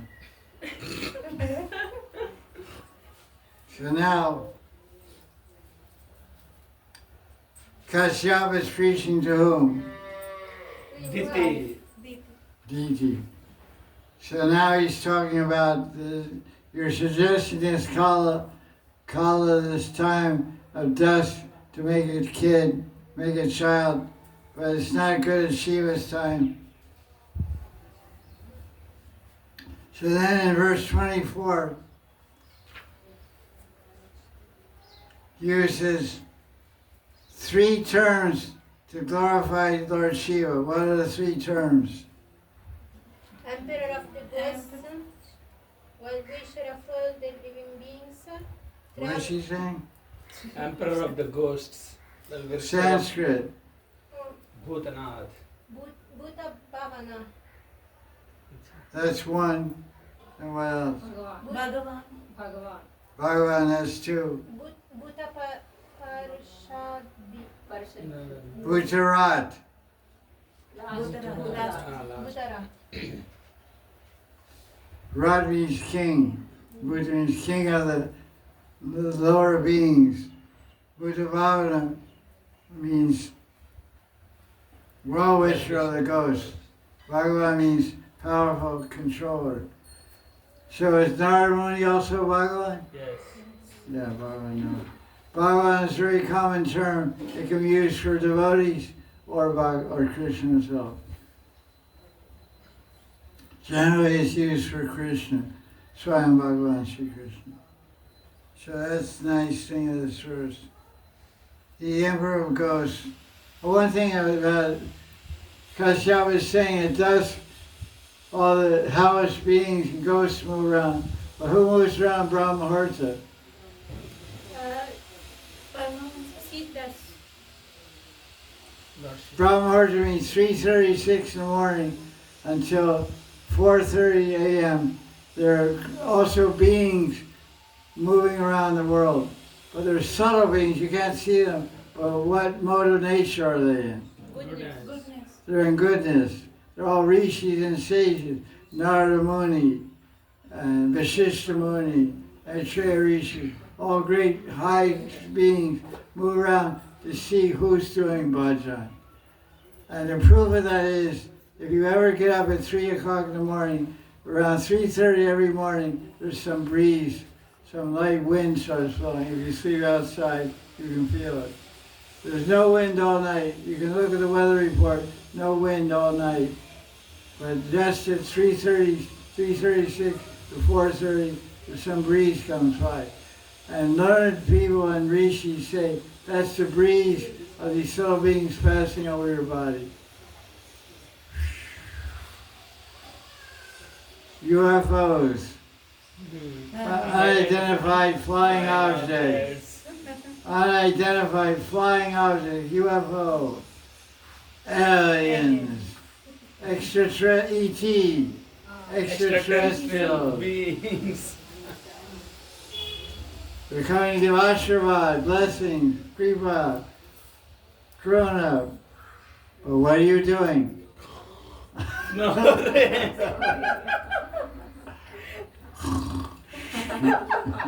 Sleeping. Head is in a pillow. Mind is in the dreams.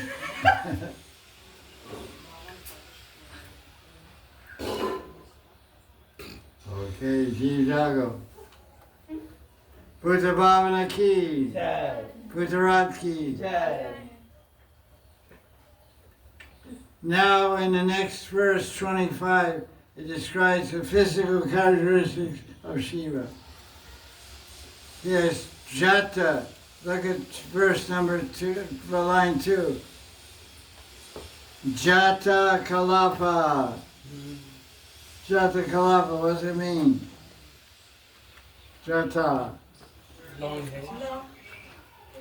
Dreadlocks. Not long hair, all crappy hair. All stuck, hair all glued together. Stuck together. So, when they show Shiva long flowing hair, it's not like that. He's a yogi, it's just called dreadlocks. And what else says? Rukma Deho. Rukma Deho means what? Body. Body. What does Rukma mean? Gold. Rukma means radiant, brilliant, and golden. And ISKCON, in BBT book it says red. It said he has reddish color. His body is red, but it's not red. Rukma doesn't mean red. You can look up in the Sanskrit dictionary. It means golden. So his body is golden. But what color does it appear? White is good. Ashes because it's covered with ashes. Well, it's whitish gold. But what color does it appear when you see him? Gray. Gray. Shyam, like more bluish gray. Yeah, like blue, like ashes, bluish gray. Why? Because it covered with Ashes ashes. of the devotees. Ashes of It's covered with basma, ashes. From whom? devotees. Ashes of Lord. Sure, he said Parvati. That was funny. She's still alive. It's covered with ashes of who? Devotee. What devotee? Shiva Bhakti? Krishna. Krishna Vaishnava. Vaishnava. Vaishnavas. Vaishnavas. Right. Why? Because Why he- is Shiva covered his body with ashes of Vaishnava? Because he's great Vaishnava. Das and Das. He's the greatest Vaishnava, he worships Krishna. So Right. Vaishnavam Yata Shambhu. Shambhu. So that's it's really nice description of Shiva. You can read this on Shivaratri actually. Commentary of Vishnu. Shiva has shining locks of matted hair scattered by whirlwinds of dust and smoke from the crematorium. What is Krishna's hair scattered with? right. Red like luck.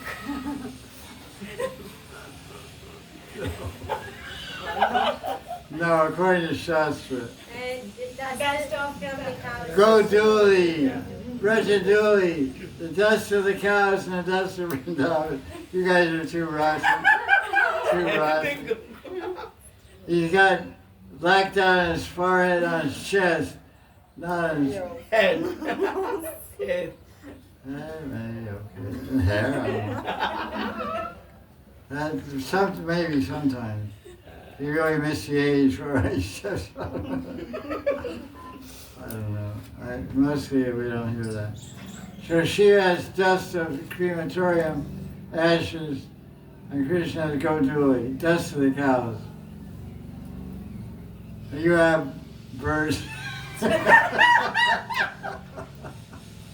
I used to take yatras around, Vrindavan Temple. And we used to go to Govinda Kund. We would stop on the west side of Govinda Kund. There's a big people tree there with a platform under it. And I would sit there and give everybody guitar at first. So I see, okay, everybody can see me, huh?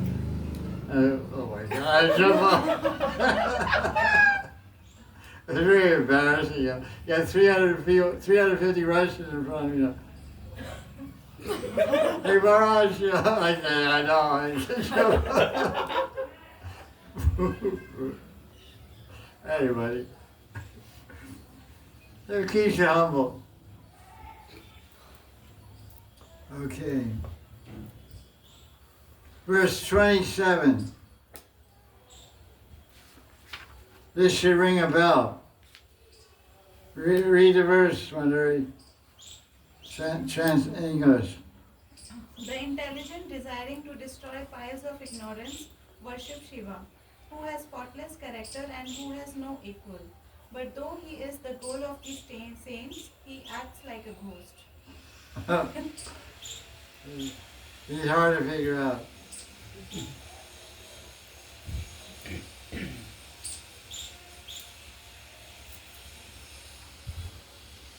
Okay, that's good.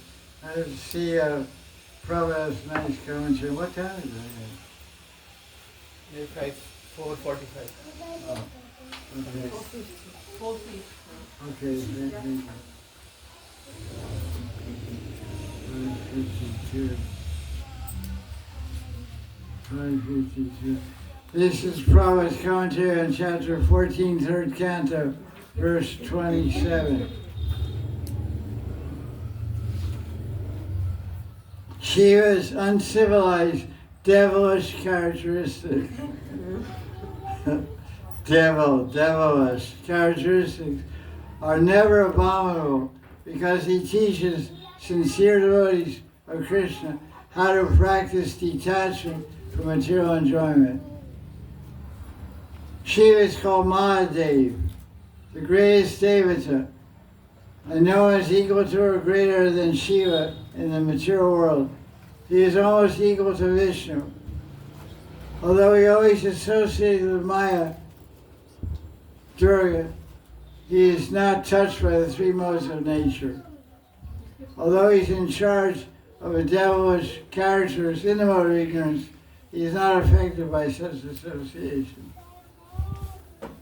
So he's surrounded by muddy water, but he's a lotus.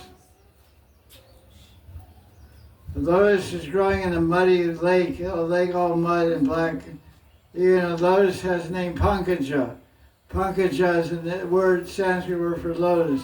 Panka means mud. Ja means Janma, means birth. Born from mud. Oh, mud. The muddier the bottom of the lake is, the more lotuses grow.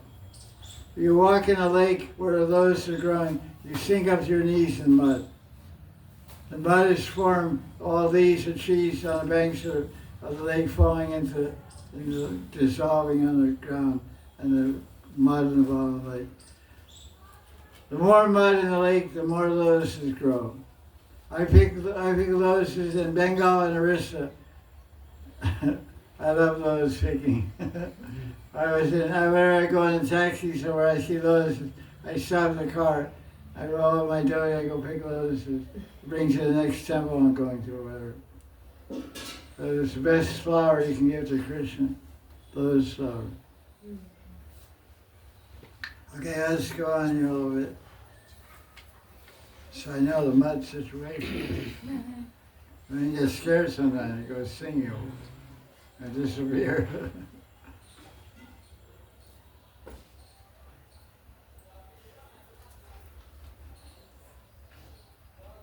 So verses 33 through 35 reveal some different qualities that are very important in the life of a devotee. What are those qualities? What? Faulty actions. That's not a quality. Compassion.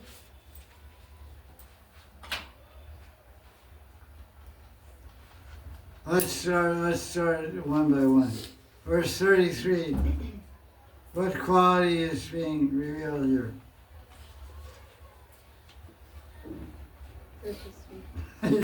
You guys aren't in touch with this quality, so you can't find it. Shame. Shame.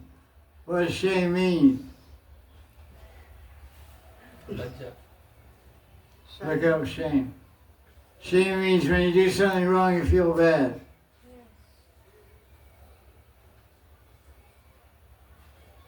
If you're a dharmic religious person, you act dharmically irreligiously. You break a rule. You know these are rules of God. These are the 10 Commandments. You break them, then you feel ashamed. Ashamed. Shame means ashamed. You feel, I was bad. I shouldn't have done that.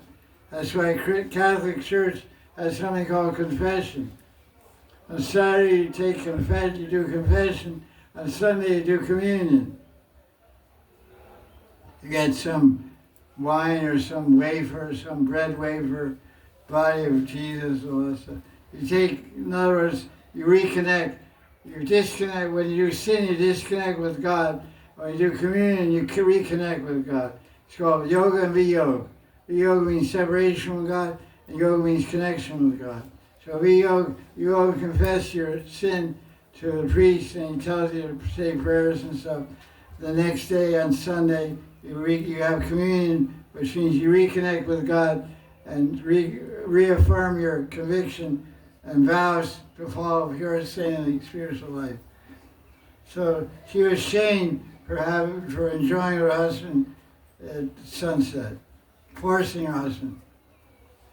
So the quality is she was feeling shameful and she showed humility by lowering her head. But the two qualities are necessary. What's the question I asked? Qualities of devotee. Qualities are necessary in the life of a devotee, not the 27 qualities of a devotee. Qualities are necessary in the life of a devotee from time to time to feel and to show and experience shame and humility. What about verse 34?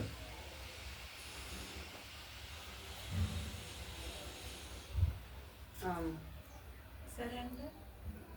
No, not Verse vi- 34. Not violence. She's feeling repentant. She's feeling repentance. She made offense. She said, I made offense.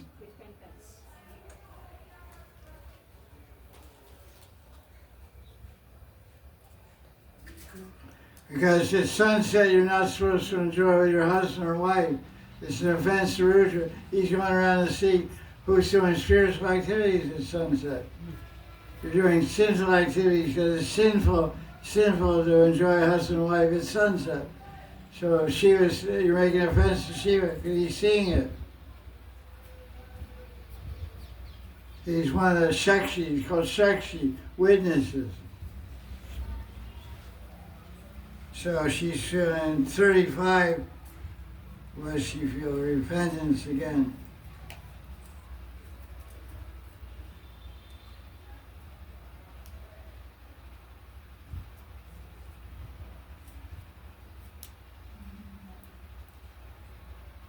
So she's feeling repentance there.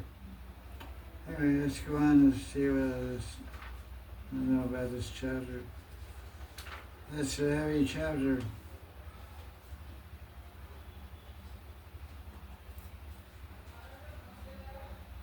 So now the chapter, verse 44 and verse 45. And it goes on. Now it's interesting. Who do we talk about now?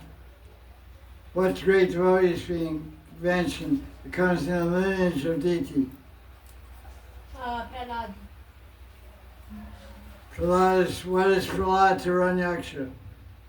His grand. Son. His Grandson. Son. No, to Hiranyakashipu's son. Hiranyakashipu's son. Yeah, he's Let me try again. Who is Prahlad to Ranyaksha? No, grandson. Hiranyaksha. His father's Nephew. His nephew. nephew. Because Hiranyakashipu is the brother of Hiranyaksha. Hiranyaksha was killed by Viraha, and Prahlad was born from Diti and was born. Kaju and Hiranyakashipu. Yes. Okay. So the family related. So verse 44, 45.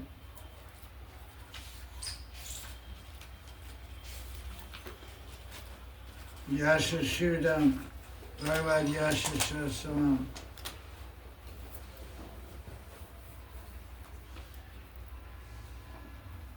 So this word Yash means fame. Yashoda means one who gives fame. Yash, oh da. Da means give. Yash means fame. Or one who became famous. Why is Yashoda famous? Krishna. Krishna. She gave the son Krishna to Nanda Baba. So she's famous as the mother of God. That's a good fame.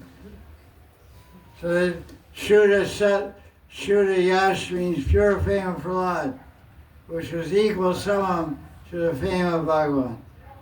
So the fame of devotees equals to the fame of God. Yash Shuddham Bhagavat Shuddham Samam. Samam means equal, equality, summum. Among the sons of Hiranyakashipu won't be saintly. Saintly persons engaged in glorifying. Saintly persons glorify the pure fame of Prahlad, which will equal to or similar to Nrsimhadeva's. What Stairati is Nrsimhadev representing? Vatsalya. Pretty smart. What does she say? Vatsalya.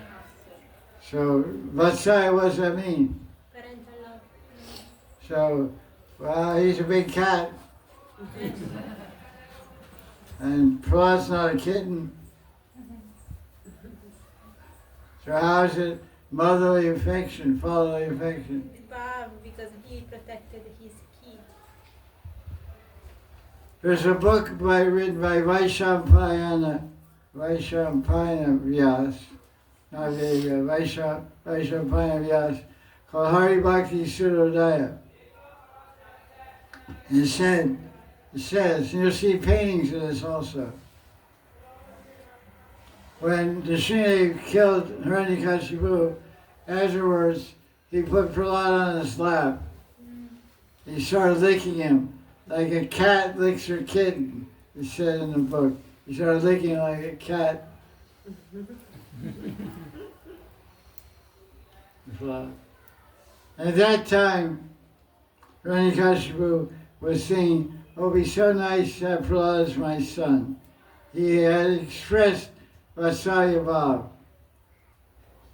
I don't know, there's some more description, I forget what, but I think it's described in Brihad Bhagavatamrita also, by Nrsimha. But it is the fact he licked him like a cat. You see cats lick their kittens. The cats have very sandpaper type tongue. Their tongues aren't soft like ours. Their tongues are like sandpaper. You know, kasai paper. It's for, you know, I don't know, sanding off bugs. I don't know what. But they're very rough like sandpaper. You ever touch a cat? Yes.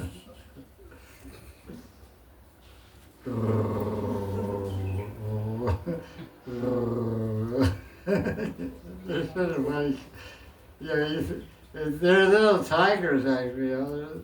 They have the same kind of claws. Just like, you know, and they go. They look pretty dangerous. So text 46. Just as inferior gold is purified by heating, those will purify themselves by showing lack of animosity to attain qualities like Prahlad. What does this verse mean?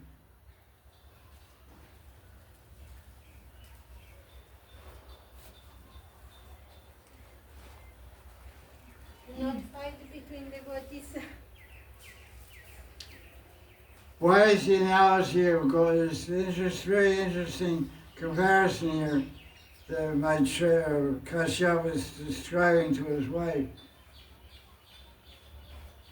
Gold is purified by heating, Yogis purify themselves by showing. What can you explain about this verse?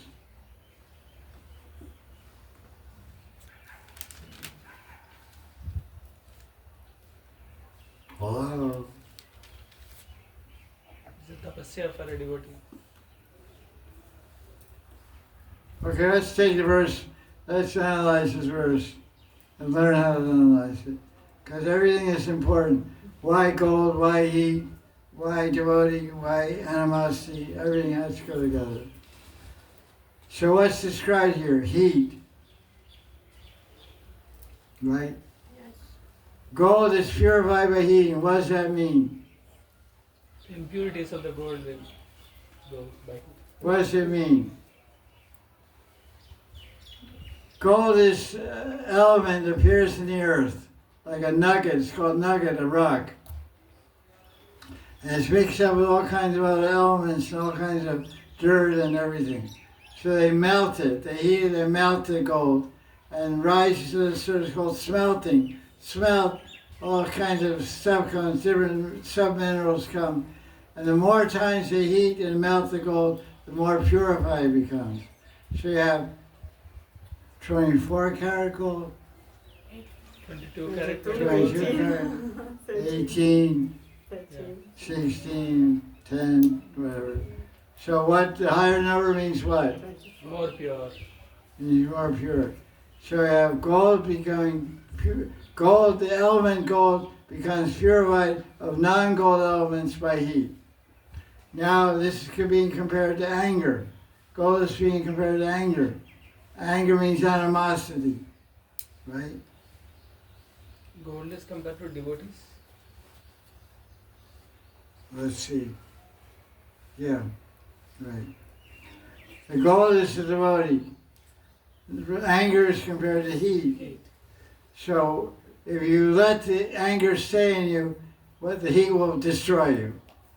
The heat of anger will destroy your bhakti. It'll burn it. You take a creeper, you put it next to a fire, it'll burn up. So bhakti lata will be destroyed by the heat of anger. Animosity means anger. The actual word here is 46. Let's see, 46.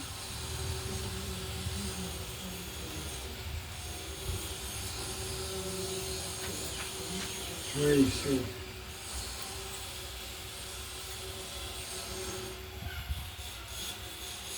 Hema gold, Dharma Bharat, Dekvad, Bharat Sara Sindhi, Mahanidhi, Nirvaya Adivī. Freedom from Nirvaya, Vaya means envy, anger. Oh, Ari Ari, means enemy. yeah, Ari, animosity, envy, anger, hatred. Nirvaya means like Ari means envy, Nirvaya. Where is there Nirvaya to be beginning with? So all impurities in the gold are compared, the gold is the body, and impurities are compared to anger, lust, anger, greed. They all become purified by how?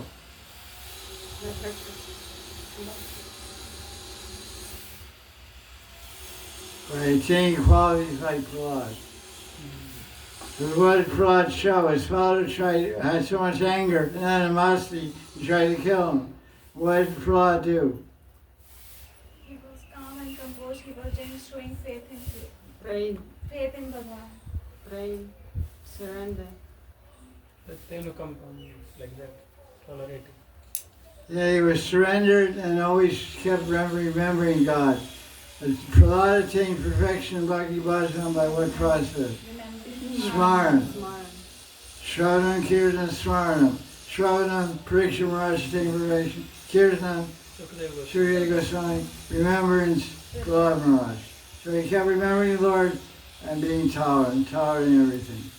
Even when he was asked for a benediction alone, he prayed for the benefit of his father. Liberate my father, purify my father. So no envy, no revenge, no anger. create sane equality. Let's look at Prabhupada's commentary. That's 46. Or is it? 46. Here's Prabhupada's translation. See how different it is. In order to follow in Prahlad's footsteps, saintly persons will try to emulate Prahlad's character by practicing freedom from animosity. So we have to practice freedom from anger and hatred. You might say, I hate you, I'm angry. You have to throw that out, get rid of that. Just as purifying process rectify goal of impure quality. The practice of yoga, bhakti yoga, is a process of purifying one's existential identity, means your spiritual identity, based mainly on self-control. Without self-control, one cannot practice freedom from animosity. And conditioned souls, everyone is envious of one another. But in liberated states, there's no envy, no enemies, no animosity. Prahlad was tortured by his father in so many ways. But after his father was killed, Prahlad prayed for his father's liberation. You know, he didn't ask for any benediction. Prahlad merely prayed that his atheistic father would get liberated. He never cursed any person who were torturing him. So he didn't have any idea of revenge. So that's pretty amazing.